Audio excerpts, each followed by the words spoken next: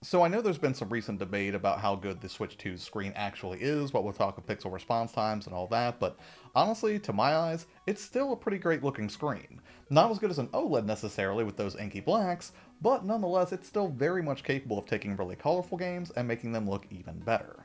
So that's what today's video is all about, are super colorful games that I personally enjoy, that look great on the Switch 2 whether you're in dock mode or especially so in handheld mode. And with all that being said, let's go ahead and kick this list off with one of the most punishing games you could probably play, although it does offset that really brutal challenge with some of the best visuals I've seen in any game, and that would be Cuphead.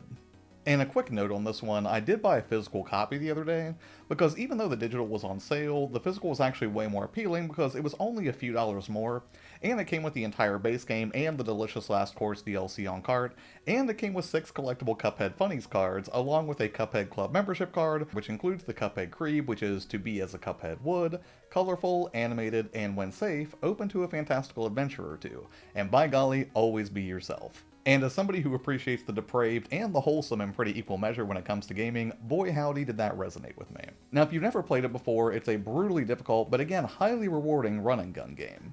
The setup is that Cuphead and Mugman make some bad life choices and end up indebted to the devil himself after making a bad bet in his casino.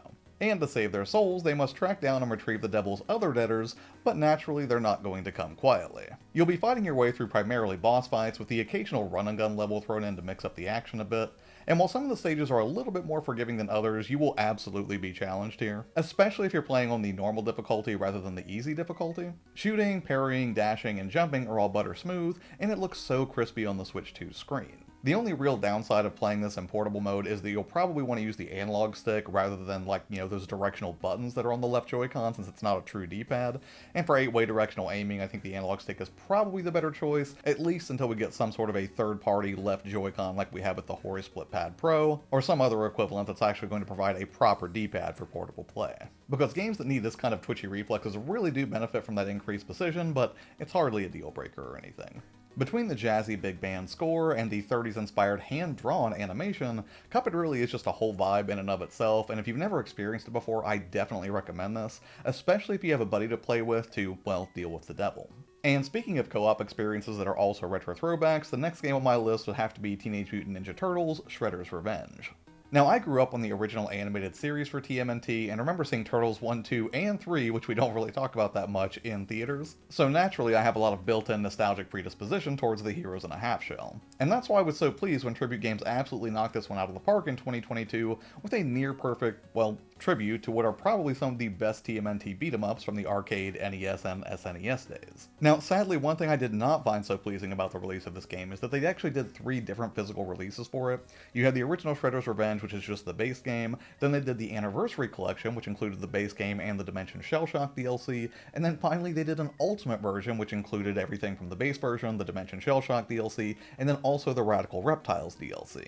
And sadly, the Ultimate Edition is pretty pricey on the secondhand market. The Anniversary Edition is not that easy to come across, they're probably easier to find than the Ultimate. So yeah, if you were somebody who really wanted to have a complete version of this all on cart, it's kind of hard to track that down, and I really don't like when publishers put out multiple versions of like the complete version of a game, knowing it's not really going to be complete and they'll have greater plans for it. But anyways, suffice it to say, I ended up going for the digital version of the Ultimate Edition, which included all of that DLC because it was on sale during the summer sale. And putting aside my irritation with those 3 separate physical releases, it's still a wonderful game for new and veteran fans alike. Tribute absolutely nailed the Turtles aesthetic from the opening cutscene done in that 90s style of the cartoon to the crunchy pixelated look of the arcade. But more than just a look, they also improved the experience of the beat-em-up itself with neat additions like the ability to transfer health to a partner or to perform taunts to build up your special moves. And they make the whole thing super approachable with a simple video that runs through the entire gauntlet of a couple of dozen moves, which sounds like a lot, but I promise they become totally second nature after just a few minutes of play. And this is actually one of the games where I don't mind playing with a single Joy-Con,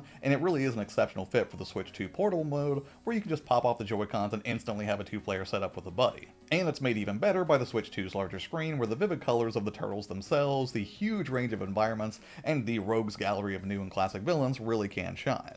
But next up, let's slow things down with a chill experience that's meant to delight without being too taxing on your resources, and this is a game that I really enjoyed on the Steam Deck and I was happy to buy it again for the Switch 2, and that would be A Short Hike. And in a way, you could say that A Short Hike is also a retro throwback of sorts. It's an open world exploration game that has you playing as Claire, a young bird who spends her day off by traveling to Hawk Peak Provincial Park, where her aunt works as a ranger. And your ultimate goal is to reach the summit of Hawk Peak. But there's no pressure, no real failure conditions, and it's up to you to either just beeline the finish line, or let Wanderlust take over and just sort of mosey around a bit, helping out a range of cutesy animal characters along the way. And these interactions really are the highlight of the experience. It's got a quirky sense of humor, and the dialogue is legitimately laugh out loud funny at times. And you can knock this one out in just a few hours, but it is a gorgeous experience with an incredibly vivid outdoor landscape. The colors are warm and vibrant, and it's incredibly relaxing to just go soaring around the park, searching for golden feathers to increase your stamina, or to just meet new friends along the way. And one visual advantage I really like about this game is the ability to switch between smoothed out graphics or crunchy pixelated graphics that make the whole thing look like an early DS game. But whether you like your presentation crispy or medium rare, A Short Hike is a wonderfully chill game in its own right that shines bright on the Switch 2's screen. Next up, getting to some much sharper graphics with one of the most underrated 3D platformers in my personal opinion, we have New Super Lucky's Tale. First released back in 2019, this 3D platform is just overflowing with charm, and its breezy storybook aesthetic looks excellent on the Switch too. You'll be controlling the titular Lucky the Fox across a range of different worlds, contained within an artifact known as the Book of Ages. Each world is a hub world of sorts, with various side objectives that you can pursue, but in addition to the standard 3D levels, certain levels are 2D side-scrollers where you essentially have the same moveset, but it does a good job of mixing things up. Lucky can run, double jump, and also burrow underground, which makes for some pretty entertaining platforming and puzzle solving. You can jump on enemies or tail swipe to attack, and ultimately it's just a bouncy breath of fresh air that is totally Goldilocks on the difficulty scale. It's not too hard, it's not too easy, it's just right. And if you're just looking to glide through the campaign, it's approachable enough, but if you're on a mission to get every collectible on each stage, it definitely has some tougher challenges sprinkled in, especially when you get deeper in. But whether you're a completionist or just looking for a lightweight adventure, the visuals are just brilliant in New Super Lucky's Tale. From green meadows to cozy farms at dusk, the whole thing is just super saturated, and Lucky himself really pops against all of these backdrops. Throw in some excellent sound design and a range of equally colorful and wacky side characters, and you have an experience that players of any age or skill level can appreciate, and certainly more so on the Switch 2 screen. But now let's round this list out with a game that is certainly no slouch in the presentation department, but it is definitely a more grown-up game than its more childish visuals might suggest, and that would be Spiritfarer. And I bought this just recently on recommendation from my buddy Chris, who you might have seen sprinkled among the B-roll on this channel with his majestic mullet and all. And after taking the leap on this during the summer sale, it's not just visually gorgeous, but really a touching game overall, exploring themes of death, grief, and loss in a way that seems respectful rather than just played up for yucks. It's not that there's no humor at all. In fact, early on they take a pretty hilarious cheap shot at Animal Crossing that I found amusing. It's just that the humor enriches the experience rather than stealing the spotlight from the rest of it. On a gameplay front, it's pretty straightforward exploration and resource management fare. As a new Spiritfarer, you'll take Stella and her cat Dandelion around the Afterlife, helping souls to pass on, but not before you've spent some serious quality time with them. Along the way, you'll upgrade your boat, grow and cook food, gather resources from shipwrecks and faraway lands, and just generally keep busy aboard your vessel of souls as the story continues to play out. And as it does, it has some of the most gorgeous hand-drawn art outside of, well, I mean, probably Cuphead, but more than just the fluid animation, each new area you set off to is drenched in color, particularly at sunrise or sunset, and just existing in its world is a visual treat. And it is a bit of a slow burn at first, but the consistently appealing visuals and unique premise really do go a long way in making it feel distinguished from a range of other cozy slice-of-life management sims. But anyways, provided you're okay with spending time in what looks like a painting brought to life that might bring a tear to your eye, Spiritfarer is definitely worth a look if you're after a more contemplative adventure that's a little bit slower in pace, but again, certainly no slouch in the visuals department. And I'm sure if I really sat here and tried, I could probably dream up a few dozen different games that are just incredibly colorful affairs that would look absolutely great on the Switch 2 screen. But what about you? Are there any particular games you think I've left out here that just have a really great colorscape and really come alive on the Switch 2 screen? If so, I would love to hear about it in the comments below.